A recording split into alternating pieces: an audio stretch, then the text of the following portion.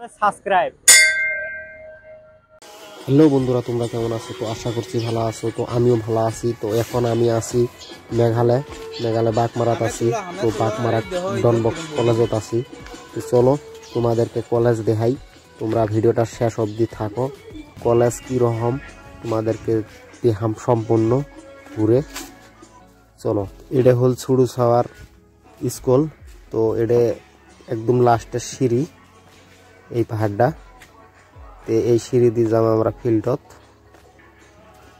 তো আমরা উঠলাম ফিল্ডের মধ্যে। তো এটা হল কলেজ। অ্যাকচুয়ালি কলেজটা বড়ই আছে। তো বন্ধুরা, আজকের ভিডিওটা যদি ভালো লাগে তোমাদের কাছে, প্লিজ একটা লাইক করে চ্যানেলটা সাবস্ক্রাইব করে দিবে। আর যদি ফেসবুকত দেখো তাহলে পেজটা ফলো করে দিবে।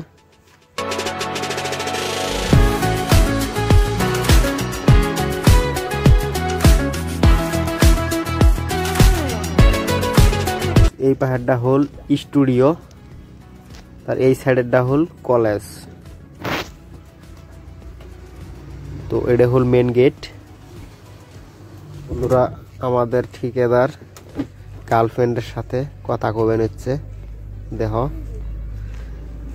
পুরে লাগছে গার্লফ্রেন্ডের সাথে। তো গাইস, আজকে এতটুকু।